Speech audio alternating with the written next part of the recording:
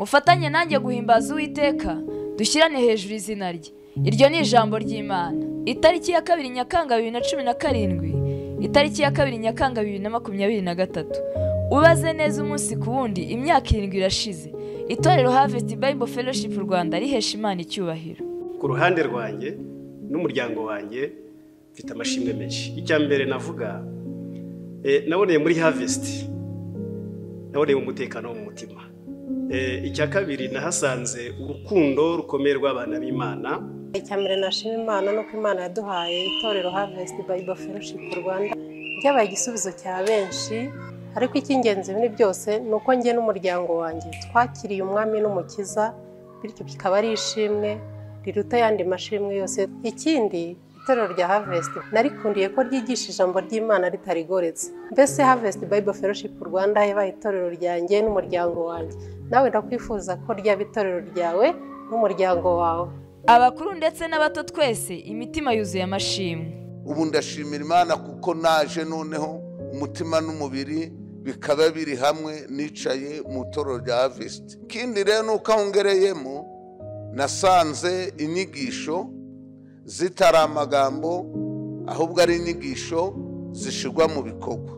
Mbonamo n'akandi kantu k'agahebuzo, iyo bamaze kuramya hazunguruka akantu ukabona ni radiyo Rwanda igiye gutangira amakuru, noneho abanyamakuru mukahaja, karakantu karanezeza cyane. Aho ngereye hano narubatswe mu bugingo, narubatswe mu mubiri, numva nguwe neza mu mutima. Ikintu cya mbere Imana yankoreye, Imana yarantunguye. Naje muri Harvest ntwite, mfite inda nkuru, ku buryo umunsi wa mbere nahagaze kuri stage indirimba, abantu bamwe babaga bameze ngo bavuga turiye mu mama agiye kubyarira imbere. Narabyaye ndi muri Harvest, mfite umuryango ukomeye. Harvest n'umuryango wanjye. Muri iyi myaka 7 ishize Imana yadukoreye ibikomeye byinshi cyane. Mu itorero twabonye kuboko kw'Imana. Ndashima Imana ku bw'urubyiruko, dufite urubyiruko rwinshi, Imana iri kugenda ifungura imiryango. Ndashima Imana ku byo yakoze, Imana ihabwa icyubahiro, ndetse nzi neza ko igiye gukomeza kurwongera mu yindi myaka iri imbere. Mu gihe twese twibazaga uko bizagenda, Imana yo yari dufitiye umuteguro mwiza. Inyuguti narazibonaga zanditse ku cyapa kinini kiri ku rusengero rwa Harvest, ntazi ko ari zo zizankiza. Byo gushimira Imana ni byinshi, ariko ndashima Imana kuri icyo. Korali Imana yatanze hano, Chem Choir, ibayeho mu gihe gito. Shima Imana rero ku bwa korali Imana yatanze mu gihe gito, n'ubundi nyine ifite aho Imana yari yarayiteguriye. Hariya mu Rutsiro ndetse na Ngororero ndashima Imana ku bwaho, hari umurimo w'Imana ukomeye cyane. Hari amatorero 2, kandi iryo torero rimaze kugira n'umuryango fatizo uri mu murenge wa Kavumu. Aho naho hari umurimo w'Imana kuko turateganya kuzahubaka naho urusengero. Mufatanye nanjye guhimbaza Uwiteka. N'ibintu bishimishije ntabwo umuntu ajya abona uko abisobanura. Turashimira Imana kandi ku itorero rimwe ryo muri Remera mu murenge wa Rusebeya, aho no mu minsi ishize haguzwe ikibanza, twamaze gusiza n'amabuye yarahageze. Urumva ko itorero agenda rikura. Ibyatuma dushima ni byinshi.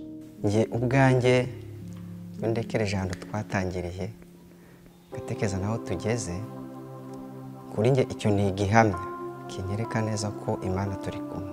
Mbese ni ibitangaza nyine, mbese ntabwo ngewe ubwanjye nabona ukuntu nabivuga. Ndashima Imana ko ikomeye.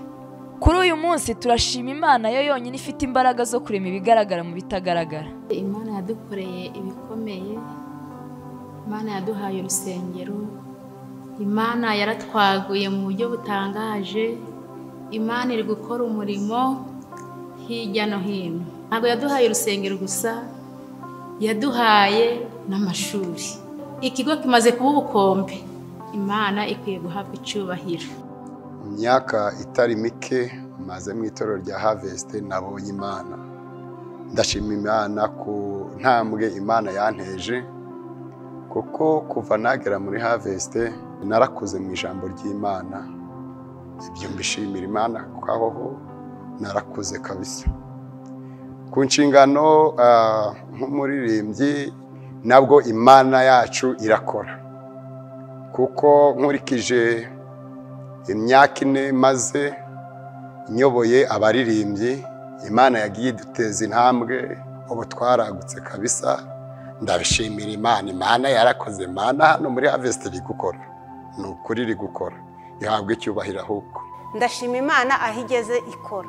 Dufite gahunda y'abamama, ni ukuvuga ngo nayo abamama turahura tugakemura ibibazo by'abamama twiherereye, ufite ikibazo tukagikemura. Ibyo byose nibihesha imana icyubahiro. Hari byinshi imana yadukoreye ubwo itorero ryatangiraga, ariko by'umwihariko nshimiye imana kino cyumba twicayemo muri aka kanya turimo dukoreramo kino kiganiro cy'amashimwe cyo hejuru, icyumba cyo hejuru muri etaje, kandi tugashima imana ko ikomeje kwagura umurimo wayo no kuwuteza intambwe, ndetse ko ibyo yatubwiye irimo kugenda ibisohoza. Iby'Imana yakoze ni byinshi cyane, nta wabirondora ngo abirangize.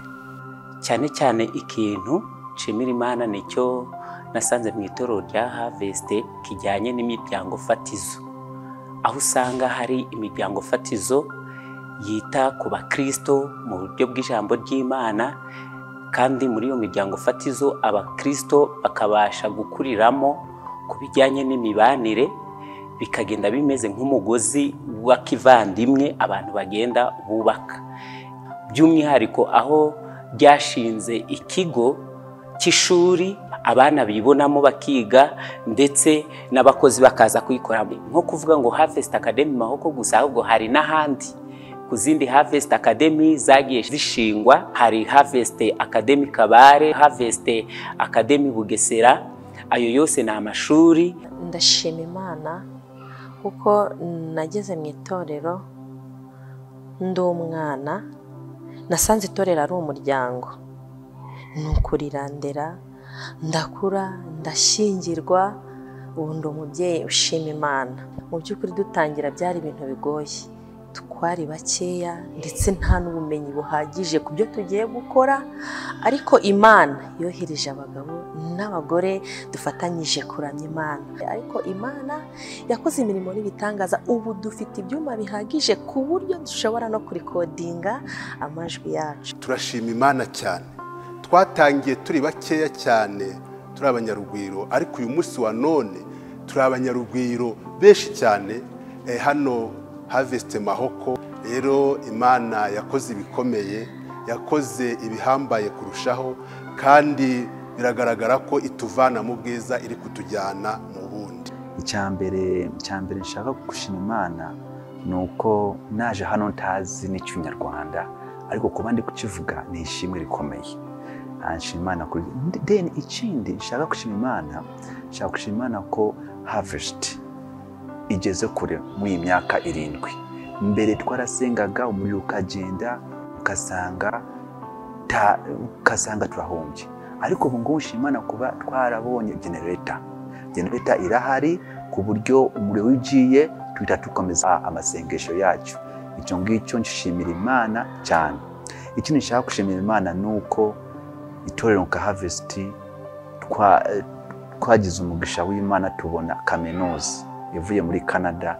Iyo kaminuza ni Mira College. Ikindi nshaka gushimira imana nuko Harvest n'itorero rifite ishuri Harvest Academy.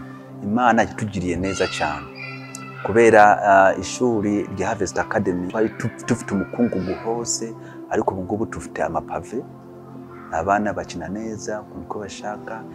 Icyo ngicyo tushima imana cyane. Then tukaba turi kugera ku rwego umuntu wese yakunda, ngo aho tugeze abantu benshi bakunda kuhagira, ariko twateye intambwe irenzeho. Ibyo byose nshimira imana cyane. Uwiteka imana yacu ikwiriye guhabwa icyubahiro n'amahanga yose, amavi yose ayipfukamire, imiryango yose yatuye neza yayo.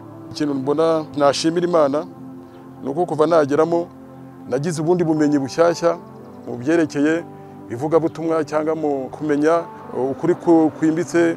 Ibyo rero byose ndabishimira imana. Hatwe nka media team dufite ibintu byinshi byo gushimira imana.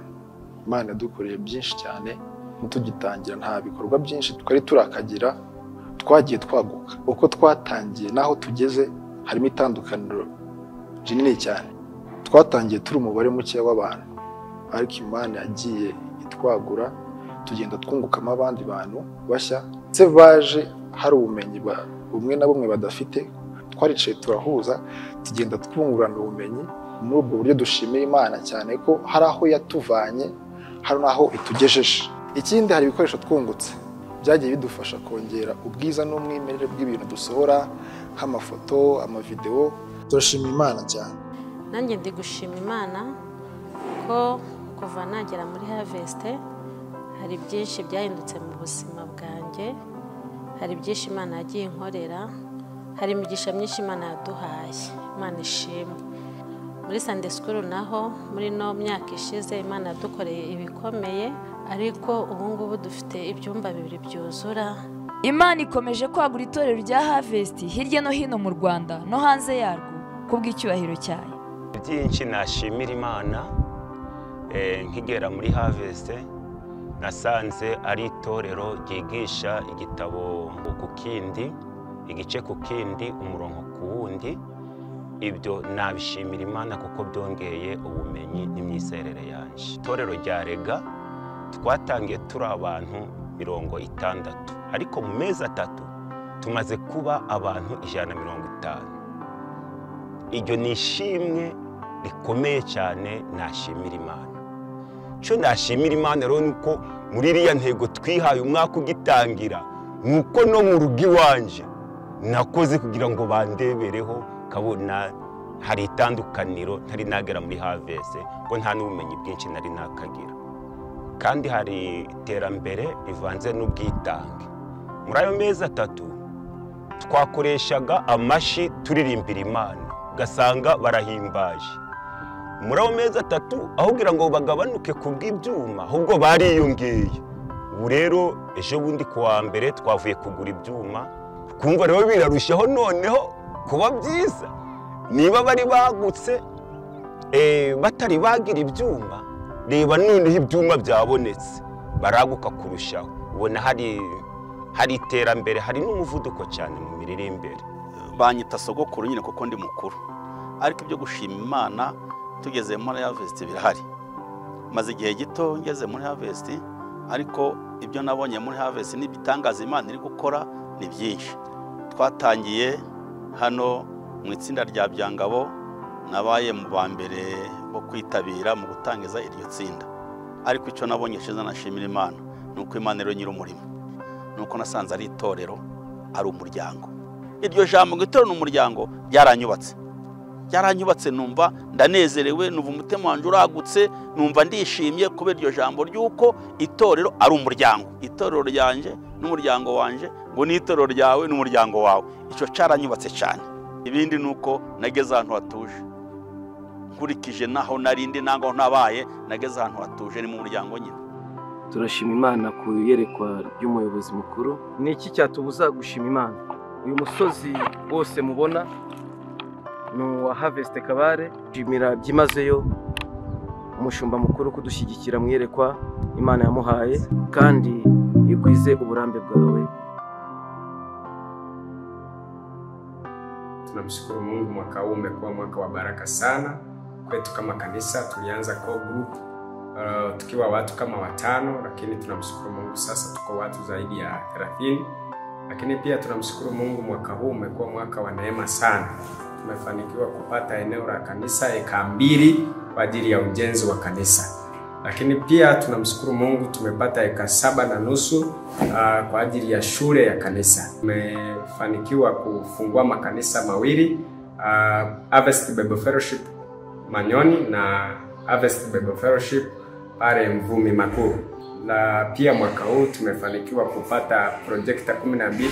Tunamshukuru Mungu kwa kutupatia Askofu Dr. John Semvura kwa kuwa pamoja, kuwa kiongozi wetu ambaye amekuwa akitutia moyo, lakini akitusaidia kupata connection za hapa na pale kwa ajili ya kufanikisha kanisa kuendelea. Mwaka huu pia tumefanikiwa kuanza foundation ya kanisa, na tunaamini kwamba mpaka mwaka unakamilika tutakuwa tumemaliza sasa foundation na tutakuwa tumeanza kuinua jengo kwenda juu. Umwaka wa 2023 ni umwaka ukoreshwa n'Imana ibihambaye kurushaho. Tubankore bandebero nka Gidiyoni kuko Uwiteka yiteguye kudusubiza agaciro, kutugwiriza gukomera no kutwubahisha. Niyo mpamvu turi gushima Imana kubw'ibihambaye yadukoresheje kandi ikomeje gukora kandi izakomeza gukora. Aha turi ni ku ikibuga kiri kubakwa, kizaba ari ikibuga kirimo ibibuga bigera kuri 5, hakinirwamo basketball, volleyball, tennis, mini foot, handball, mbese ni ikibuga kiri mpuzamahanga cya Harvest Academy. Haleluya, turagushima Imana rero. Niyo mpamvu kubera ko ari umwaka w'ibikorwa, turugushima Imana kubw'ibikorwa yakoze hano kuri Mahoko, iri kwagura itorero, iri kwagura ishuri, iri kwagura impano z'abantu. Niyo mpamvu turugushima Imana. Turagushima wowe waje kwifatanya natwe uyu munsi mu kuzamura hejuru izina rya Yesu Kristo, mu kuramya kwacu tumushima kubikomeye n'ibihambaye yakoze, ari gukora kandi azakomeza gukora. Nkore bandebereho niyo ntero ikaba n'inyikirizo yacu. Twiteguye gukomeza gukoreshwa n'Imana ibihambaye kurushaho. Murakunzwe.